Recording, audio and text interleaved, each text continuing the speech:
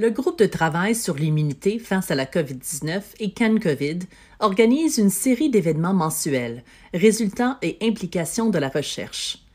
L'objectif est d'offrir aux chercheurs, aux décideurs politiques et aux Canadiens les derniers résultats liés à la COVID-19. Pour en savoir plus sur la façon dont les deux organisations ont contribué à éclairer les politiques de santé publique pendant cette pandémie, veuillez visiter nos sites web à covid19immunitytaskforce.ca/fr et cancovid.ca/fr. Nous tenons à remercier les conférenciers et les participants d'aujourd'hui pour leur temps. Nous voulons aussi remercier les membres de nos réseaux pour leur soutien continu et leur participation à la réponse du Canada à la pandémie. Si vous souhaitez assister à nos événements mensuels Résultats et implications de la recherche, veuillez consulter l'un ou l'autre de nos sites Web pour obtenir de plus amples renseignements.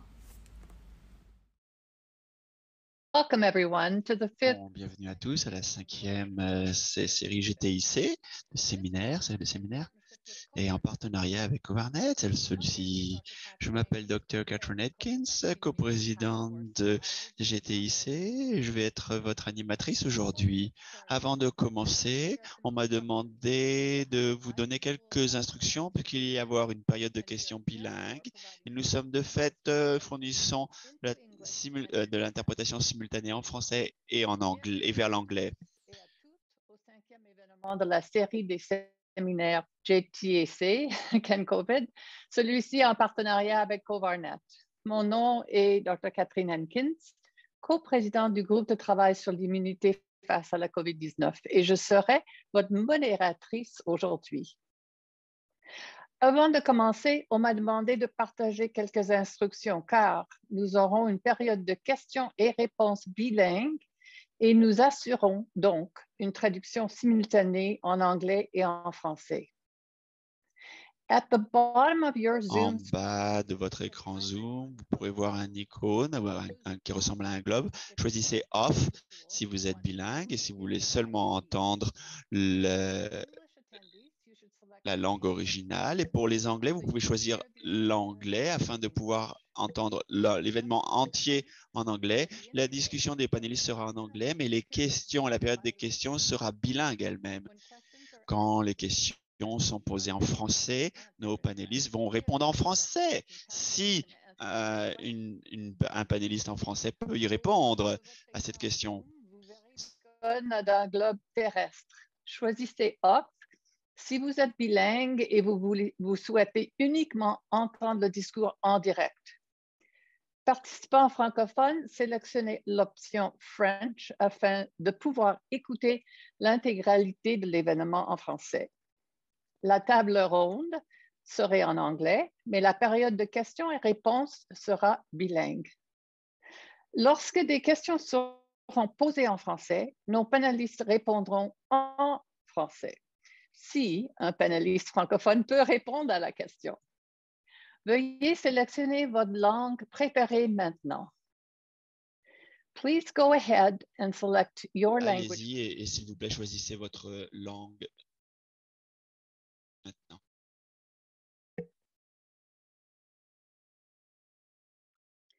Shall we start with the next... Est-ce qu'on peut donc commencer avec la prochaine diapositive, s'il vous plaît? And the next one. Et la prochaine, s'il vous plaît.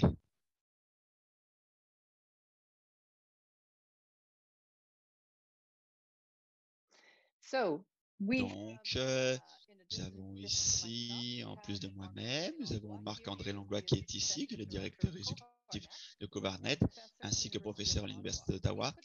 Il va faire une présentation, une introduction à Covarnet, ce que fait Covarnet, et les variants préoccupants.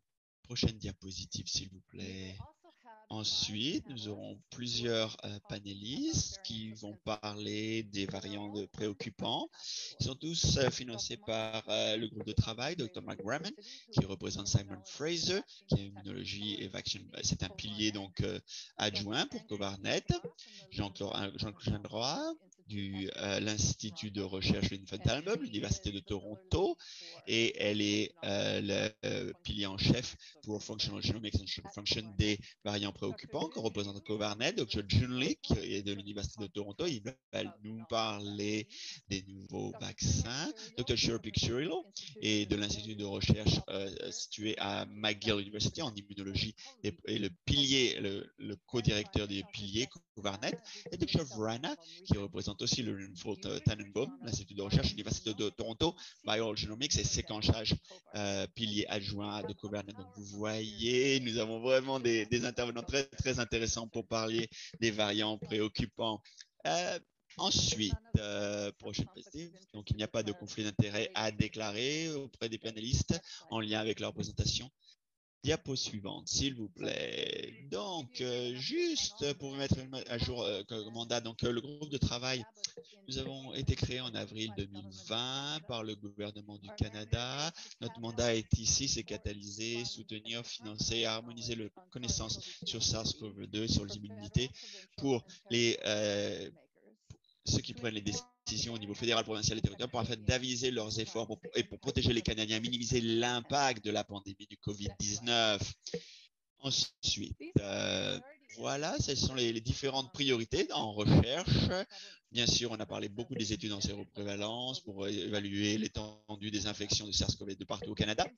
La science sur l'immunologie, afin de mieux comprendre la nature de l'immunité qui provient de l'infection, les tests afin de développer et d'améliorer les méthodes de tests anticorps et la surveillance de vaccins afin de suivre l'efficacité et la sécurité des vaccins. Et notre deuxième année, maintenant pour les doses de rappel, comprendre si et quand différentes populations ont besoin de doses de rappel, la vaccination pédiatrique pour l'immunogénicité pour les enfants qui ont moins de 20 ans et l'efficacité en recherche. Et bien sûr, on utilise toutes ces informations pour les intégrer dans un modèle afin de mieux comprendre les tendances de l'immunité partout au Canada. Diapo suivante, s'il vous plaît. Donc, nous soutenons des études partout au Canada. Il y a 112 études en ce moment. Bien d'entre elles sont sur les variants préoccupants. Prochaine diapositive. Donc, je suis maintenant content de passer le micro à Marc-André Langlois pour nous en dire plus sur Covarnet, ce que c'est et ce que ça fait, Marc-André. So here I will introduce. Voilà, je vais vous présenter tout ce que Covarnet est et ce que nous faisons à Covarnet. Prochaine diapo. Donc, notre but principal, c'est vraiment d'unir les chercheurs canadiens et les chercheurs de tous les domaines, gouvernement, dans le milieu universitaire, clinique, basique, chercheurs en sciences appliquées, et vraiment se focaliser sur cette pandémie pour qu'ils travaillent ensemble afin de déterminer des façons de nous sortir de cette pandémie et également d'essayer d'empêcher la survenance d'une nouvelle pandémie et pour savoir aussi ce qui va se produire ensuite et plus spécifiquement ce que nous faisons. C'est nous essayons de rapidement et de manière efficace étudier les nouveaux variants, les variants émergents, variants qui sont souvent des variants préoccupants, c'est-à-dire qui peuvent avoir un effet sur la santé des Canadiens. Donc nos chercheurs, leur rôle est de caractériser les tendances, les variants préoccupants et d'évaluer les risques encourus pour la santé des Canadiens, ceux qui sont vaccinés ou pas vaccinés d'ailleurs, et aussi ceux qui sont immunocompromis. Et les membres du réseau aussi, ils essaient de prédire des trajectoires évolutives, c'est-à-dire quels sont les variants qui dominent et quels sont ceux qui diminuent en importance au cours aussi des prochains mois. Également, nous voulons des nouveaux outils de recherche pour analyser les variants, les meilleures façons de les analyser et partager les données qui sont produites et aussi pour créer des infrastructures partagées afin d'aider vraiment une recherche plus rapide. Et avec toutes ces connaissances et toutes ces informations, notre but, c'est de partager ces informations auprès du public, auprès des chercheurs afin qu'on puisse tous bénéficier de cette recherche. Prochaine diapo, s'il vous plaît. Covarnet, nous ne travaillons pas seuls, c'est un réseau nous coopérons avec d'autres réseaux déjà établis au Canada, Giron Canada, Camden Gen, CIGEN, ça peut être aussi le Conseil de recherche du Canada, CAH, IATC, Piraxon, IRSC, le GTIC bien sûr, ainsi que d'autres institutions internationales qui ne sont pas forcément partie du réseau, mais qui peuvent coopérer avec nous afin de régler nos lacunes. Nous avons aussi des partenaires industriels. Prochaine diapo. Covernet, nous avons à peu près 50 membres dans notre comité de leadership et 90 membres en tout. Et l'une des forces de Covernet, c'est cette approche multidisciplinaire avec tous les chercheurs qui composent ce réseau. Si cette pandémie nous a appris quelque chose, c'est que nous avons besoin de différentes expertises pour comprendre ce qui se passe, ce qui s'en vient. Et ce groupe de personnes vraiment incarne cette expertise. Cette expertise de Covernet a différents piliers. Prochain diapo. Et ces piliers représentent vraiment des domaines de priorité de sciences, que ce soit en immunologie, production de vaccins, pour interaction de pathogènes, virologie, génomique fonctionnelle, séquençage. Prochaine diapo. Il y a aussi une équipe qui parle de biologie computationnelle et les modèles, de comment les variants se propagent dans la population, engage communication autochtone et développement et recherche autochtone, santé publique, système de santé et les impacts en politique sociale. Donc, afin d'expliquer à ceux qui prennent les décisions quelles sont les recherches qui sont là et mobilisation de la recherche aussi, qui se préoccupe des données probantes et de ses effets, et aussi un pilier nouveau sur les drogues et les traitements antimicrobiens. Et donc, ça vous donne vraiment un survol de ce que nous faisons et notre milieu d'expertise. Maintenant, parlons davantage de quels sont ces variants. Comment est-ce qu'ils sont apparus? La première étape de la génération d'un nouveau variant, c'est les variants que nous voyons à gauche. C'était simplifié, doit entrer le corps humain au travers des zones respiratoires. Ce n'est pas une infection. Une infection se produit en fait quand ce virus trouve une cible qui exprime son récepteur, et dans ce cas, SACS2 trouve le récepteur et le virus est maintenant dans la cellule et il se multiplie. Ça s'appelle alors une infection. Et pendant cette réplication, le virus peut parfois faire des erreurs quand il essaie de copier ce génome du virus. Ça s'appelle ça des erreurs préliminaires et donc par contre avant ils sont plus fidèles avant, mais parfois donc ça c'est des mutations qui sont enclins à des erreurs. Ça augmente la diversité du virus, et certains de ces virus parfois sont mènent à des infections et peuvent être sortis de la cellules infectées.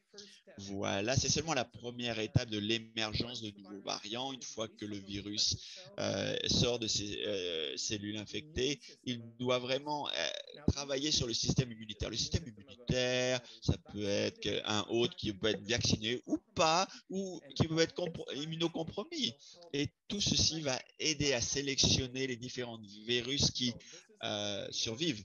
C'est comme ça que le variant arrive.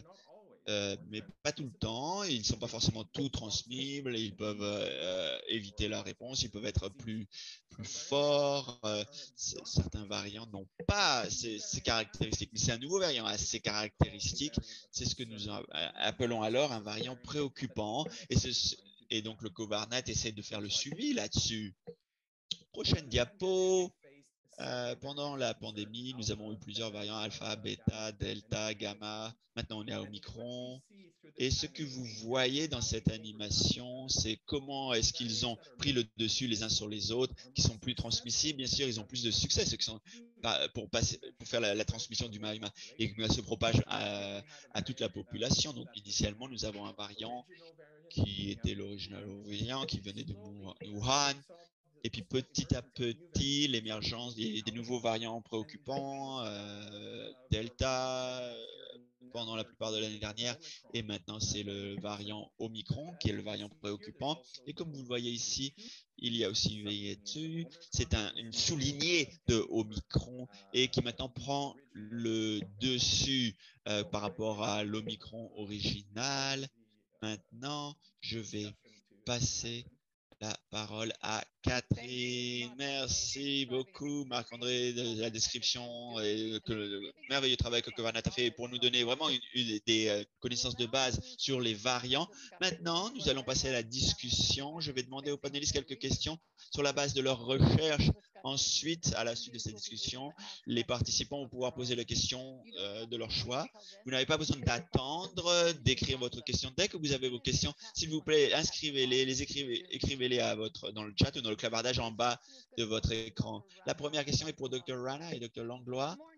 Ce matin, au Nigeria, à Abuja, le directeur du groupe de travail, le directeur de l'OMS a dit que 83% de la population de l'Afrique doit encore recevoir une dose. Donc, est-ce qu'il y a un lien entre ceci et la question que je vais vous poser, c'est-à-dire la voici. Où est-ce que les variants, d'où est-ce qu'ils viennent, les variants? Dr. Anna, vous voulez vous-même commencer? Oui, certainement.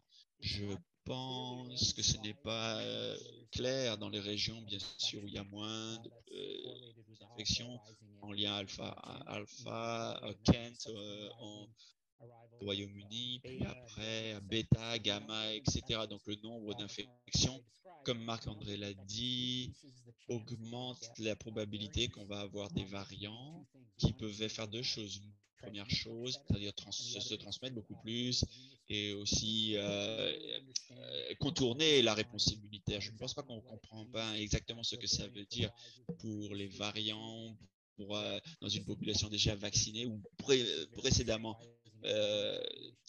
non vaccinés, donc par rapport à une population de base. Donc on doit vraiment continuer à comprendre pour savoir comment le niveau de transmissibilité d'un variant. Est-ce que tu veux ajouter quelque chose, Marc-André, là-dessus? Certainement, un petit peu.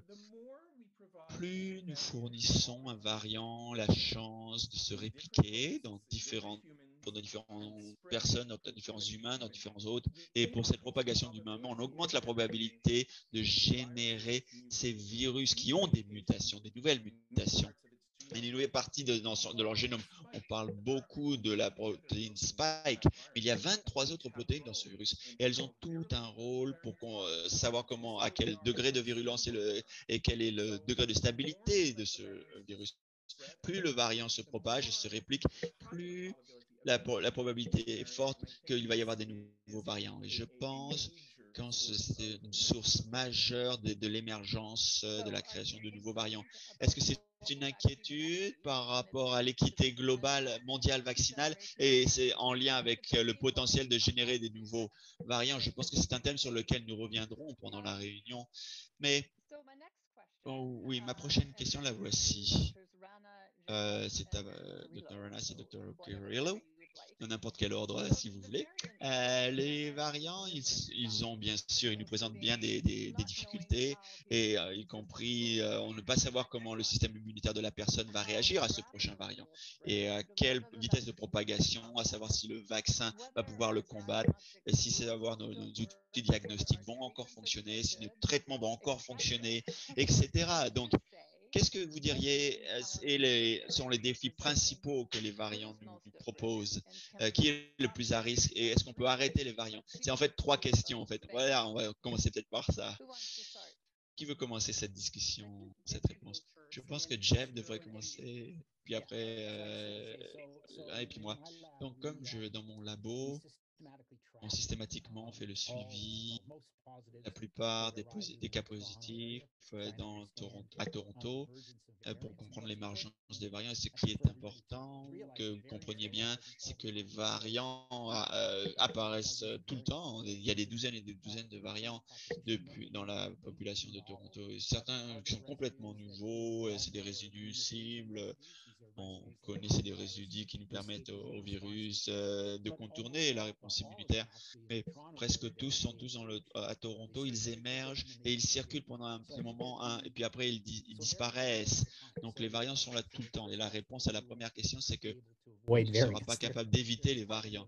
Ça fait partie de la biologie du virus. Mais ce qui a un variant qui est plus dominant dans la population, à nouveau, c'est quelque chose que peut-être les autres panélistes peuvent répondre à cette question. C'est une question pour si on examine BA2 par rapport à son grand frère ou sa grande sœur Omicron, et il y a des douzaines de mutations supplémentaires, et c'est vraiment cette charge de mutation qui détermine le comportement d'un virus. Donc, quel est le comportement de ce virus? Il est connu pour deux choses, en fait, pour lesquelles ça va nous dire avec le temps si ces deux choses vraiment sont d'importance fondamentale.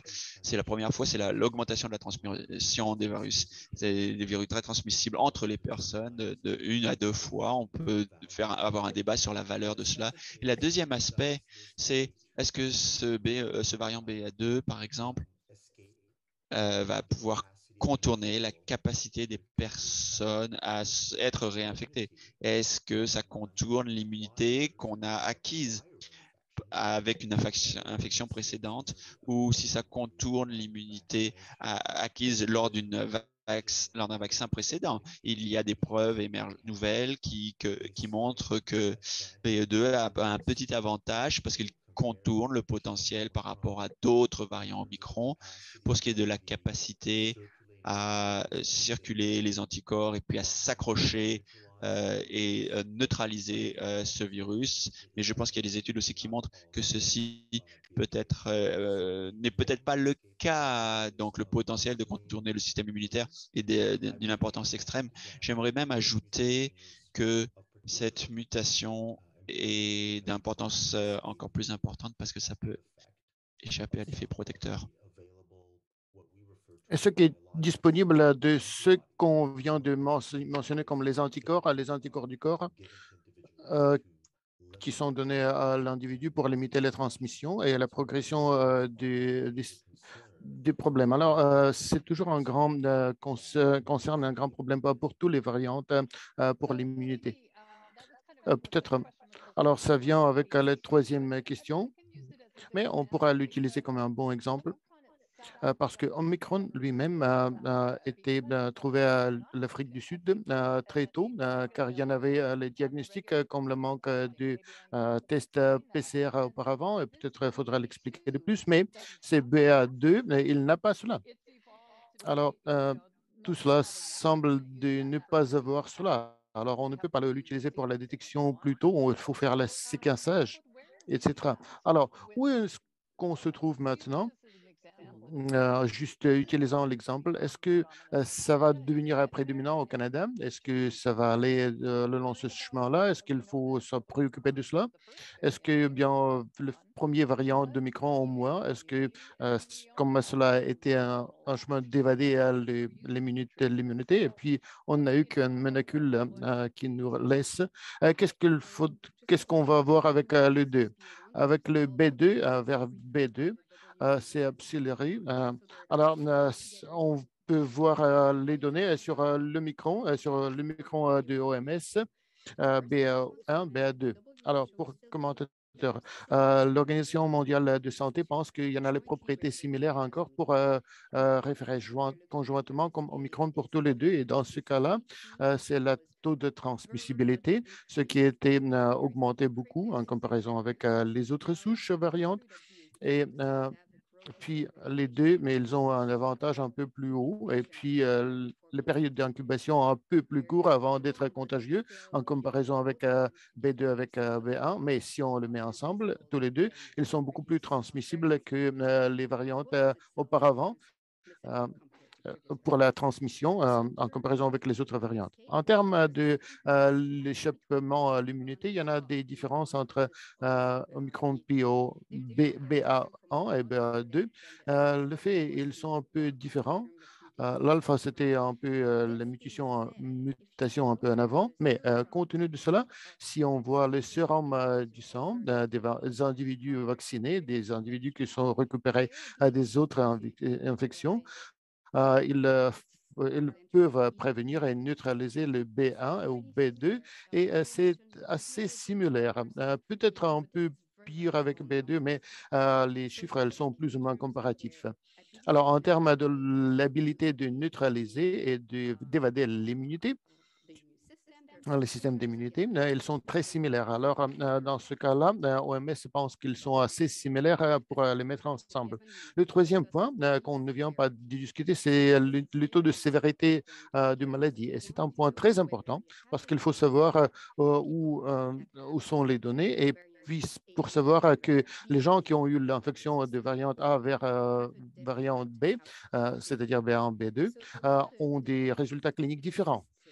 C'est un peu trop tôt pour le moment pour BA2 en comparaison avec BA1, mais pour le moment, certaines expérimentations de modèles, pas sur les humains, ont indiqué que peut-être B2 peut être un peu pire, mais les données de Danemark, avec les proportions plus hautes, ils n'ont pas reporté des différences si importantes dans des résultats cliniques. C'est vrai aussi pour l'Afrique du Sud. C'est un peu un mélange différent des gens vaccinés et non vaccinés. Ça semble être les mêmes à l'Angleterre. Alors, si on fait la comparaison B1 avec le B2, il semble d'être plus ou moins d'avoir les mêmes propriétés. Et vous avez dit, comme le type de thérapie monoclonoïde, duquel on fait des références, comme Sotrovimab particulièrement, c'était capable de prévenir les venus virulents de B2 et ça donne beaucoup de disabilité à B2.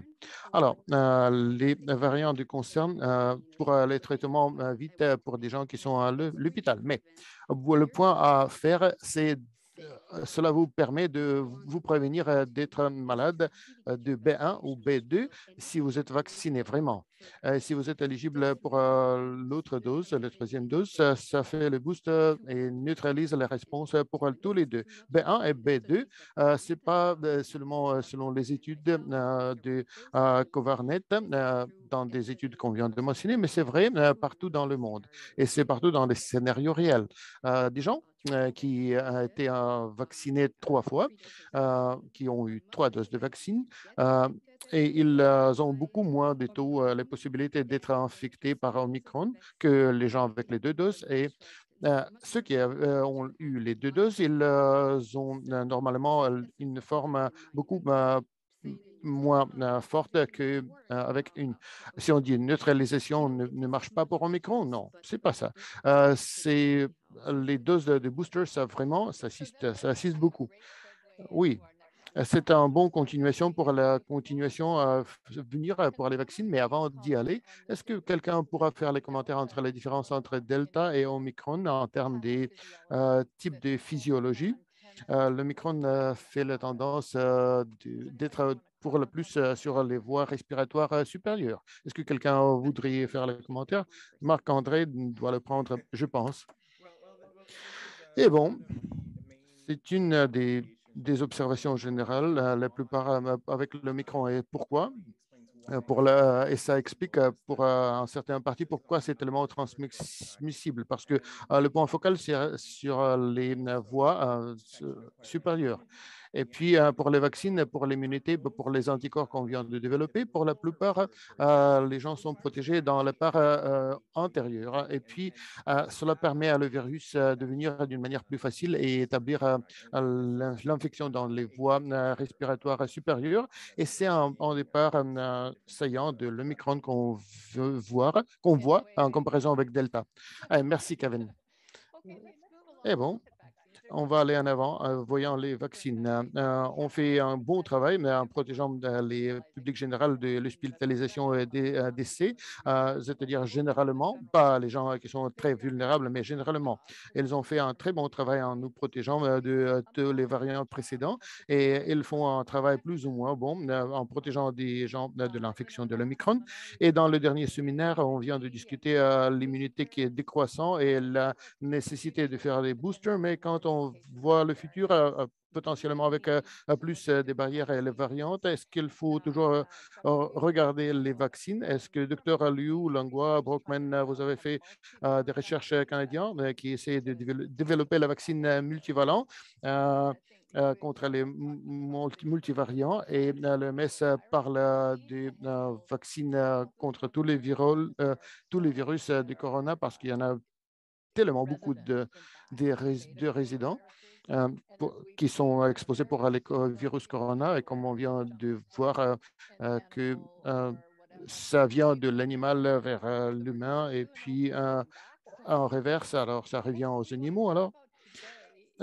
Comme aujourd'hui, l'idée principale est qu'on aura le vaccin qui doit être mis dans le nez,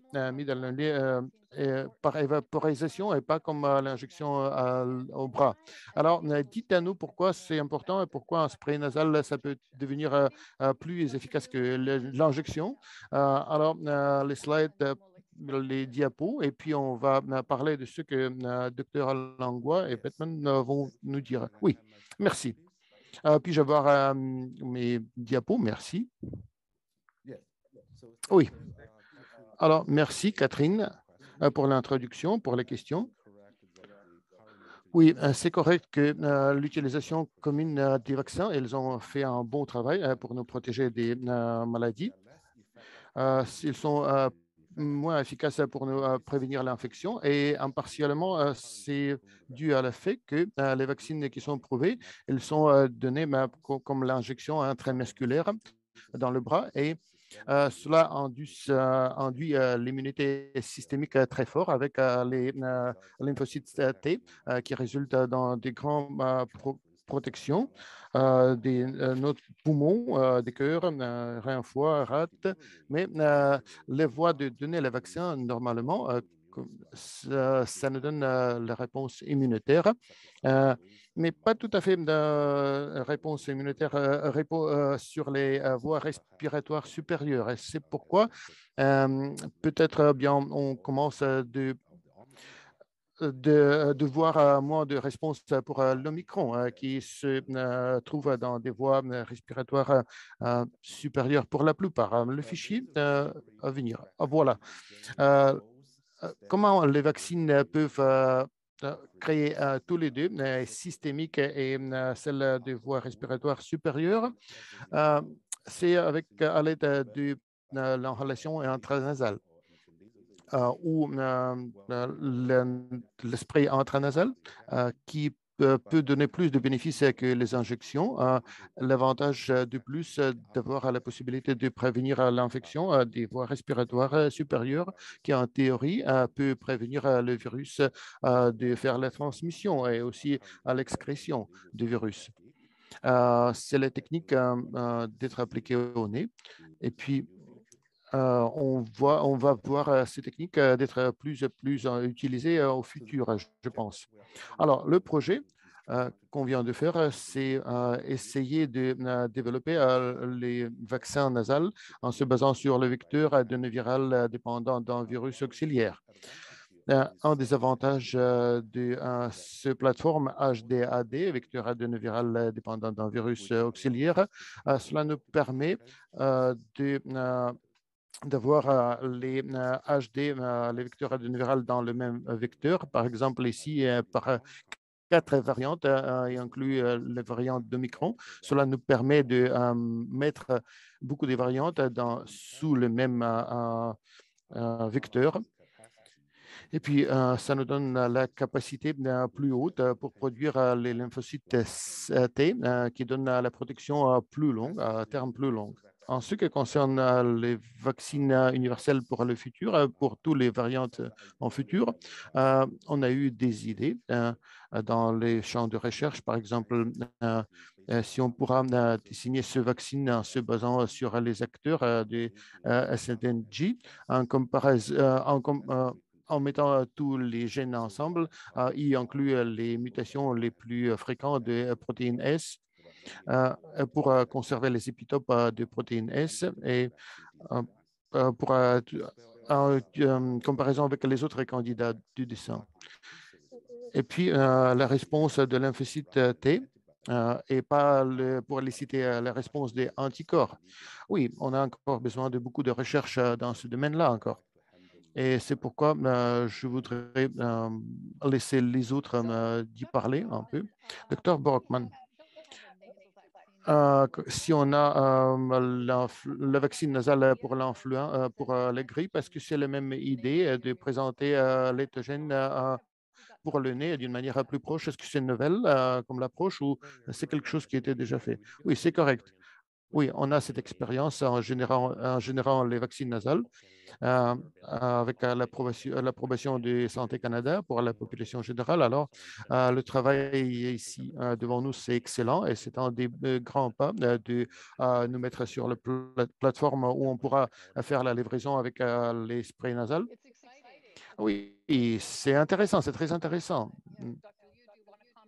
Docteur Liu, est-ce que vous voudriez faire de plus de commentaires ou on va demander à Docteur Jean Gras de faire les commentaires sur cela? Est-ce qu'il y en a l'idée de que tous les deux, en neutralisant les anticorps et l'immunité de lymphocytes T dans le même vaccin, c'est très important et intéressant. Marc-André? Oui, je pense que c'est aussi important de reconnaître que tout cela, ce ne sont pas les approches alternatives pour la vaccination, elles sont complémentaires.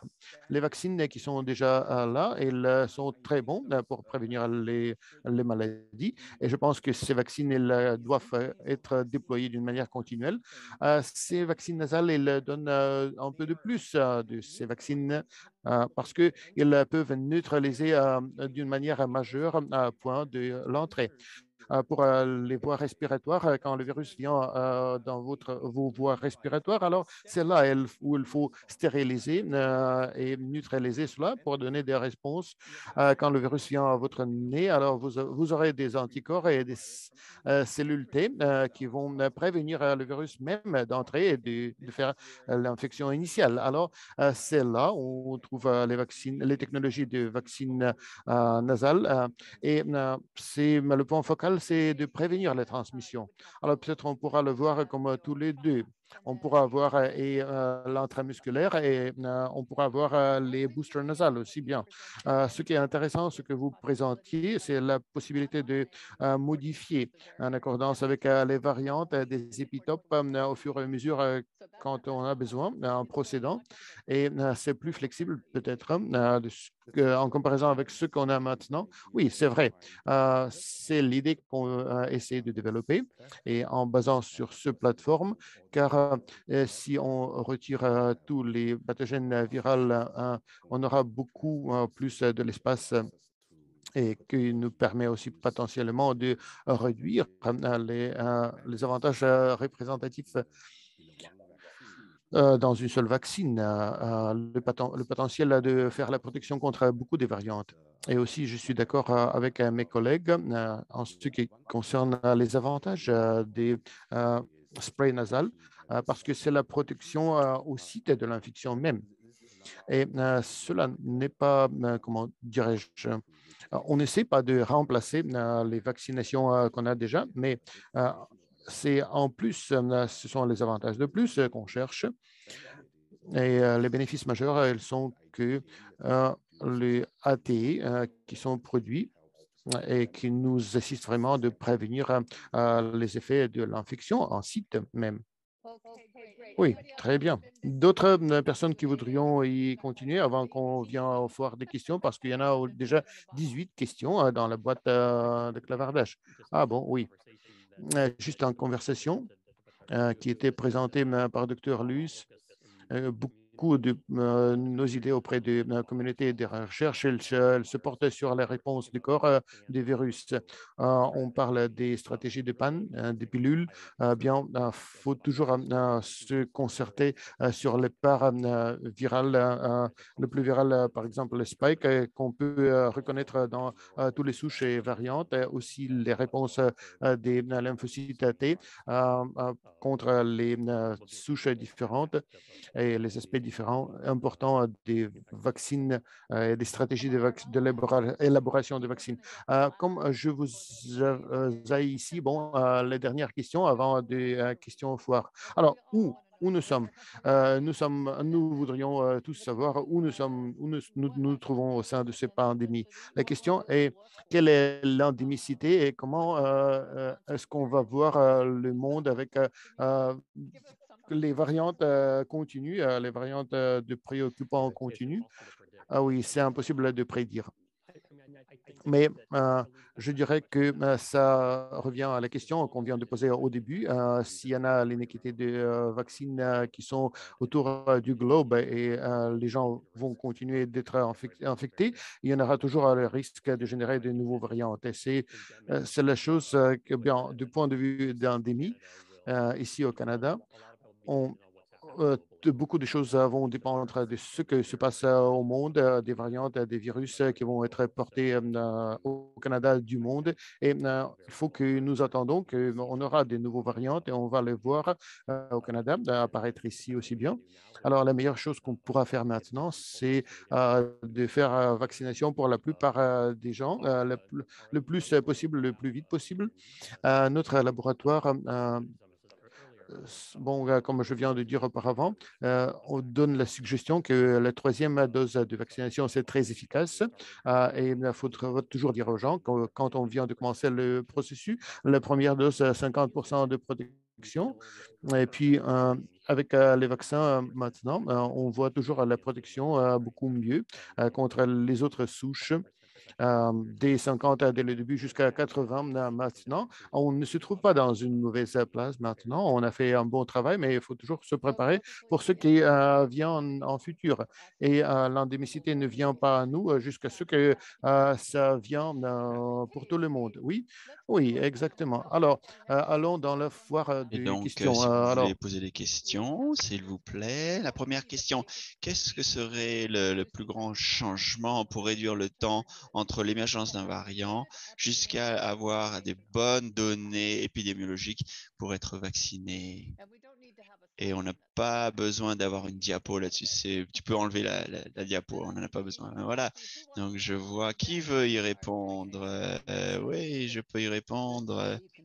La façon dont on peut faire cela, c'est simplement faire se surveiller la population par rapport à l'émergence de variants au sein de la population et aussi faire un suivi, une surveillance, comment ils se propagent au sein de la population. Par exemple, comme je l'ai dit précédemment, nous voyons des variants qui apparaissent tout le temps dans la population, donc on peut vraiment les surveiller de façon rapide, pratiquement tous les jours pour voir comment ils s'étendent et comment ils se propagent dans pour le virus. Donc, si par exemple, si les trois, par exemple, de chiffres, et si ça va pas au-delà, apparemment, c'est juste comme une éclosion. On va les surveiller de manière très proche. On peut voir si le virus monte, continue, ou s'il va arriver à un plateau puis descendre. Donc, pour ce qui est de tous les variants que nous voyons, par exemple à Toronto, ces variants-là, ils s'étendent, propagent, puis après ils arrivent à extinction. Donc on fait cette surveillance tout le temps. Il y a deux questions et j'aimerais que peut-être Jean-Claude puisse y répondre. La personne a écrit qu'il y a un nombre fini de mutations possibles. Est-ce que ça veut dire que au bout du compte, le Covid va disparaître parce que tout l'éventail a été utilisé, on a eu notre résistance, on a construit notre résistance? Anne-Claude, c'est une question pour toi à nouveau. Qu'est-ce que tu en penses sur les variants? Est-ce que les variants, c'est seulement sur la protéine spike ou est-ce que tu regardes d'autres aspects? Est-ce que les variants aussi, est-ce qu'ils sont toujours en lien avec les erreurs ou est-ce qu'il y a des pressions et évolutive. Peut-être je peux commencer, peut-être Marc-André, pour la première question, il est en meilleure place pour y répondre.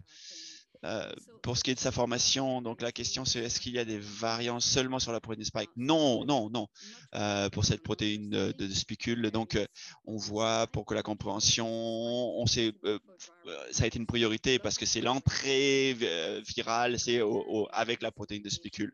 Et donc c'est des implications et des incidences claires par rapport à l'infection et à la propagation de la maladie. Mais il y a des variants sur d'autres protéines. Il y avait 20 autres protéines à SARS-CoV-2. Donc, certains mutent souvent et qui provoquent dans les variants préoccupants. Et ces mutations-là donnent au virus un avantage additionnel. Et l'avantage peut être à nouveau pour contribuer à l'immunité, l'invasion, mais aussi souvent, l'avantage contribue à une réplication plus efficace ou même au pire, ou à un pathogène pire.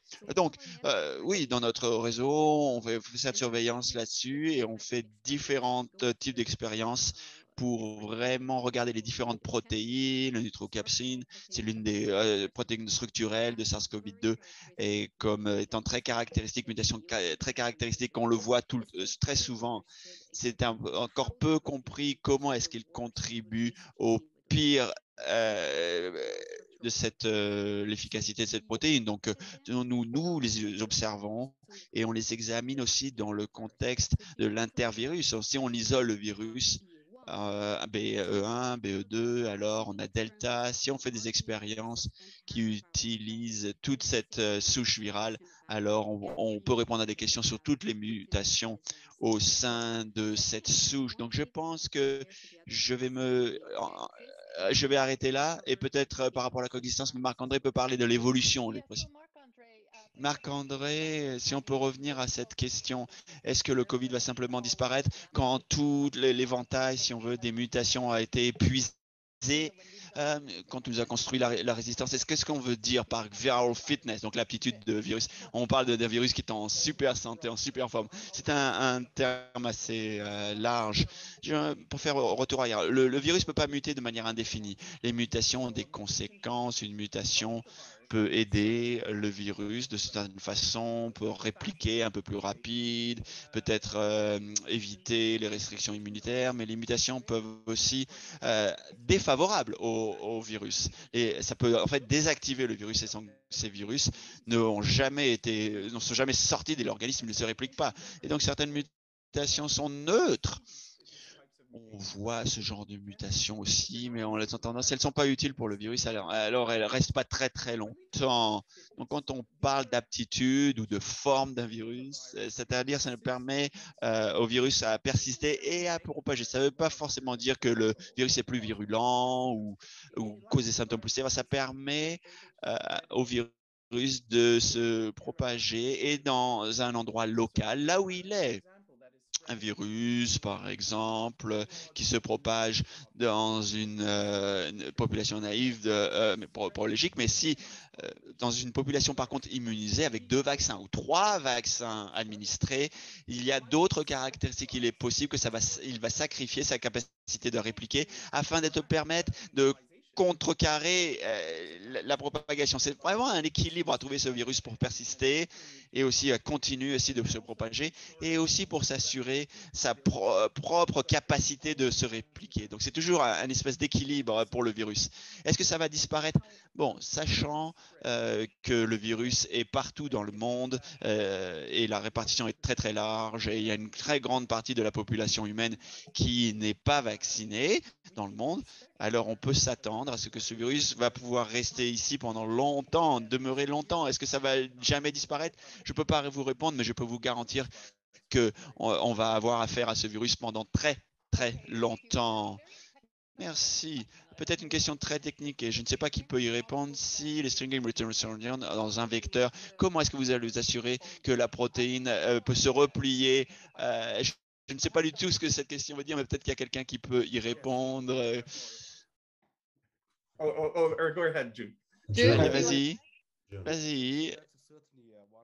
Certainement, c'est l'un des aspects par rapport à la conception du vaccin, c'est-à-dire que je ne vais pas vous donner tous les détails techniques, mais ça nécessite une certaine expertise que nous avons les biologistes structurels, Dr. Jim Srini, par exemple, et son équipe qui nous aident à mieux comprendre dans le design. Mais ça pourrait prendre trop longtemps. J'en ai peur de tout expliquer. Peut-être la personne qui a posé la question va vous contacter pour avoir plus de détails. Et nous avons certaines questions sur les vaccins et il y a une question clé. Je pense que c'est important de comprendre, c'est les effets, l'efficacité des vaccins mRNA.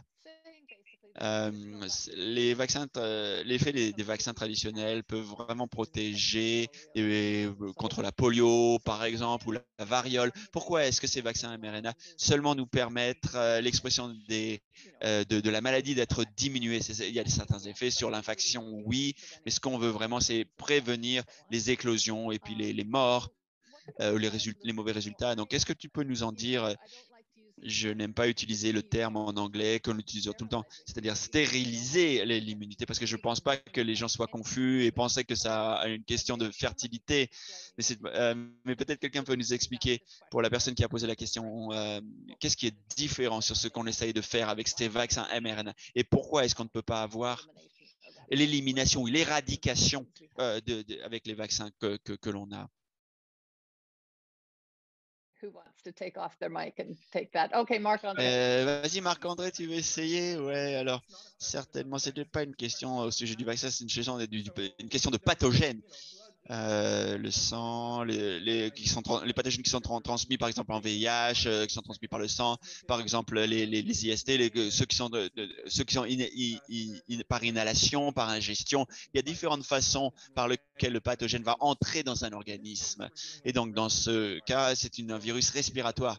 Et donc ça rentre par le nez, les voies respiratoires, la bouche. Et si on veut empêcher la transmission, c'est alors que le bloc initial doit se produire au sein de la transmission. Donc, les vaccins, ce que l'on fait, c'est qu'ils stimulent notre système immunitaire. Ils nous éduquent pour reconnaître le virus. Mais une fois que le virus est à l'intérieur, dans les vaisseaux sanguins ou donc les voies respiratoires inférieures, là où les cellules immunitaires sont, lorsqu'ils voient le virus, elles vont agir là-dessus.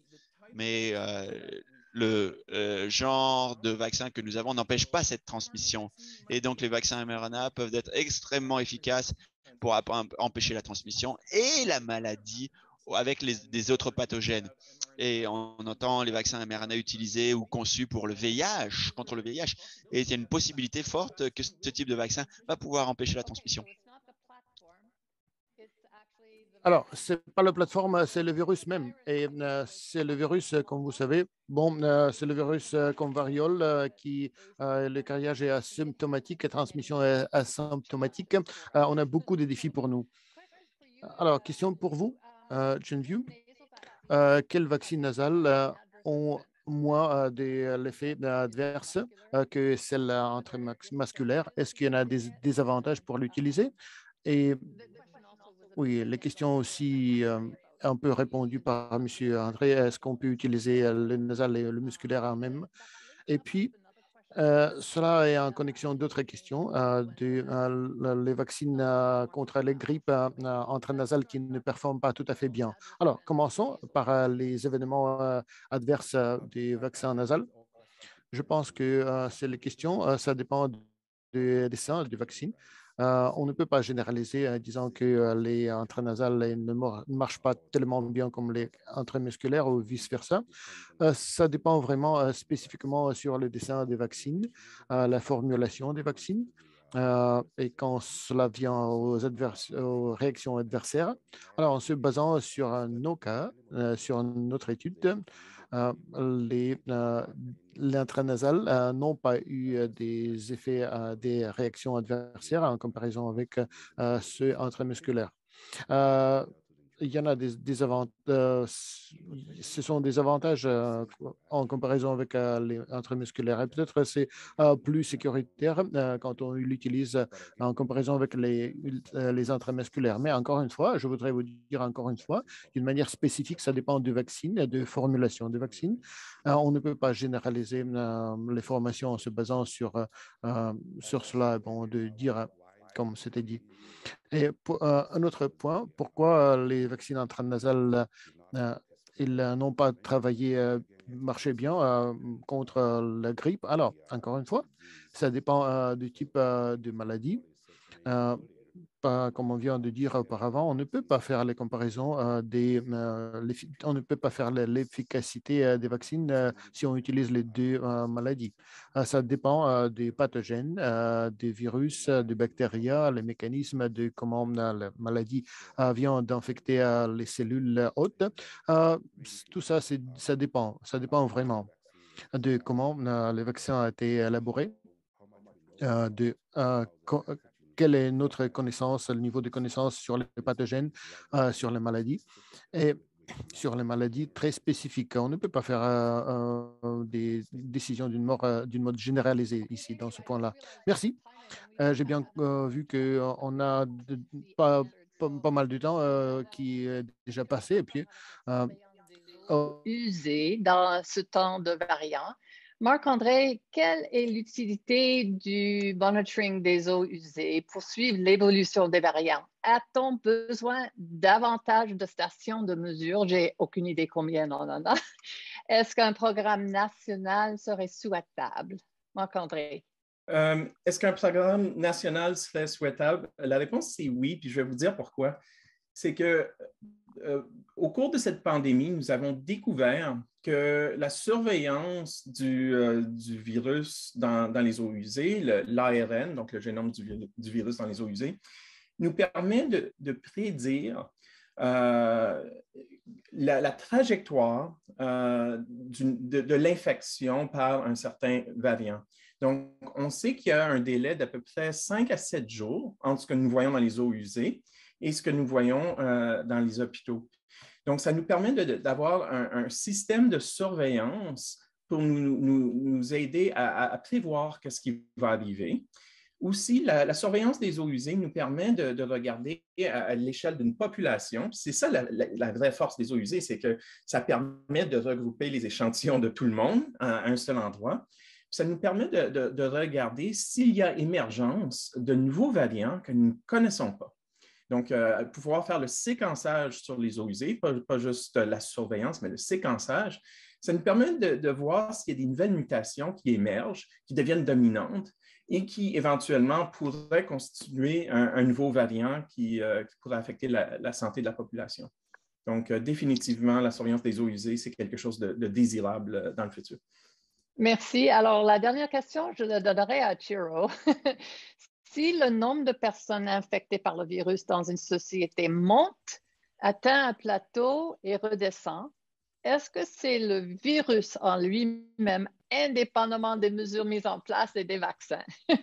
Sans mesures et sans vaccin, est-ce que le nombre de personnes infectées descendrait aussi? Alors, c'est un peu chargé, cette question-là. Il est très chargé comme question. Il y a tellement de variables qui influencent la transmission communautaire, le taux d'infectivité dans la population, l'expression de la maladie comme telle et sa contraction avec le temps. Il est clair que les mesures sanitaires comme telles jouent un rôle primordial à minimiser, à réduire, à mettre une douche froide sur la transmission communautaire. Évidemment, le taux vaccinal est un facteur, c'est l'éléphant dans la pièce. C'est ce taux vaccinal avec ces rappels nécessaires qui assurent à ce que le virus soit capable de minimiser sa capacité de répliquer dans un individu, de se transposer d'un individu à l'autre et d'induire une maladie comme telle. Il y a d'autres facteurs aussi qui sont ni mesures sanitaires, ni immunitaires, qui sont plutôt inconnus et qui sont connus mais peu expliqués. C'est la saisonnalité du virus. pour la même raison pour laquelle le virus de l'influenza est très prédominant dans les mois hivernaux et que le virus de l'influenza est moins répandu lors d'un barbecue au mois de juillet. La même s'applique pour la grande famille des virus coronaviral, pour que lorsqu'on atteint le mois d'avril, le mois de mai, cette pente, cette vague pourrait aussi naturellement décliner au-delà des mesures sanitaires et du taux vaccinal. Mais le taux vaccinal reste de loin l'outil le plus important à ce moment-ci de la pandémie. Encore une raison d'aller prendre la 3e dose si vous ne l'avez pas fait encore. Je pense qu'on va regarder ce qu'il faut faire pour finir. On a juste 2 minutes. This has been a great exchange of knowledge. C'était une très bonne échange de connaissances et je vous demande pardon, mais il faut que j'utilise le temps qu'il nous reste. Je dirais qu'on essaiera de répondre à toutes vos questions. Il y en a beaucoup de questions très intéressantes, mais on n'a pas pu de les répondre pendant cette période de temps très court. Mais on va travailler avec les panélistes pour essayer de répondre à vos questions. Alors, vous aurez l'information sur cela sous peu. Alors, de la part de CAN COVID et de la part de notre groupe de travail, je voudrais remercier tous ceux qui ont participé dans les discussions, tous ceux qui sont venus pour nous écouter. Nous savons que vous avez beaucoup à faire et merci pour votre temps que vous nous avez donné pendant de votre journée. Alors, l'événement à venir dans la série, c'est vaccination pédiatrique. Ça doit être très intéressant. Alors, bon, voilà, ce sont les panélistes d'aujourd'hui. Juste pour savoir qui ont parlé aujourd'hui, des panélistes très bons. Et puis, on aura un document sommaire qui sera le résultat de cette discussion aujourd'hui. N'oubliez pas d'y jeter un coup d'œil. Et puis, si vous voudriez avoir des publications, jetez des coups d'œil sur les publications référées. Ils sont mis sur le site web du groupe de travail et à la fin aussi de notre enregistrement. Et puis, tout le bien à tout le monde et soyez bons. Nous tenons à remercier les conférenciers et les participants d'aujourd'hui pour leur temps. Nous voulons aussi remercier les membres de nos réseaux pour leur soutien continu et leur participation à la réponse du Canada à la pandémie. Si vous souhaitez assister à nos événements mensuels Résultats et implications de la recherche, veuillez consulter l'un ou l'autre de nos sites Web pour obtenir de plus amples renseignements.